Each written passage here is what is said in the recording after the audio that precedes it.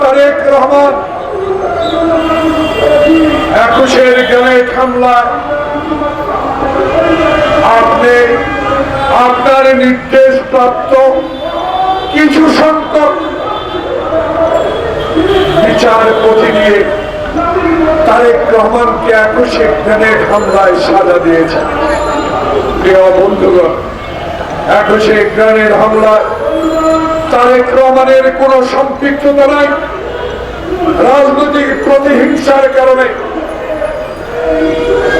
সেদিন কান্ডারি কোর্ট দিয়ে তারেক রহমানকে সাজা দিয়েছেন। সে তারেক রহমান একটুও বিচলিত হয় নাই। সে তারেক রহমান বিদেশে থাকে বাংলাদেশের এই জাতীয়তাবাদী শক্তিকে উজ্জীবিত রেখেছে, আন্দোলন সংগ্রাম করেছে।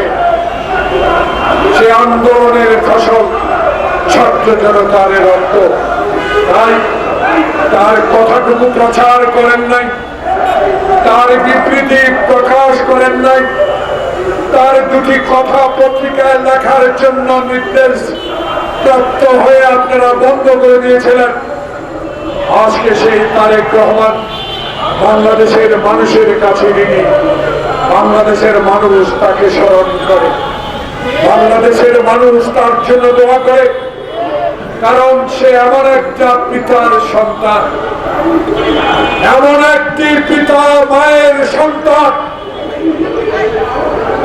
যে পিতা বাংলাদেশের স্বাধীনতা ঘোষণা করেছে, যেই মাতা বাংলাদেশের গণতন্ত্র পুনরুদ্ধার করেছেন হোসেন মোহাম্মদ এরশাদ, সেই নেত্রীর নেতার সন্তান তারেক রহমান। সেই তারেক রহমান বাংলাদেশের মানুষের জন্য দোয়া করে। ইনশাআল্লাহ বাংলাদেশে বীরের মতো ফিরে আসবে।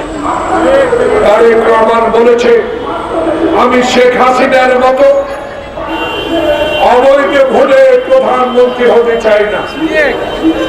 আমি বাংলাদেশে মৃত ব্যক্তির ভোট দিয়া প্রধানমন্ত্রী হতে চাই না। আমি বাংলাদেশে এক মাথা এক ভোট, আমার ভোট আমি দিব, এর মাধ্যমে বাংলাদেশে সরকারে যেতে চাই।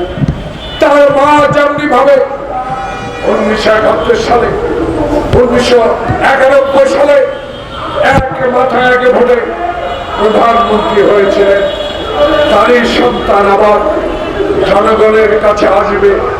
জনগণ আবার 91 সালের মতো ভোট দিয়ে তাকে সরকার প্রধান করবে, প্রত্যাশাই আমরা করি।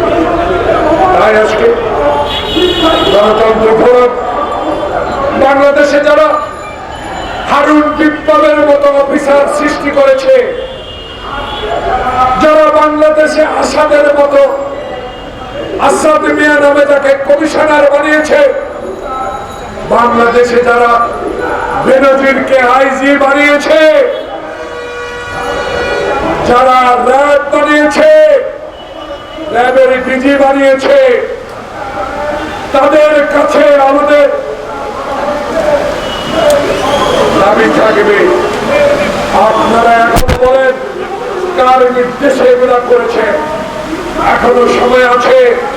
বাংলাদেশে ইন্টারিয়াম গভর্নমেন্ট, আমরা সর্বপন্থাকে সহযোগিতা করব। আমরা আশ্বাস দিয়েছি।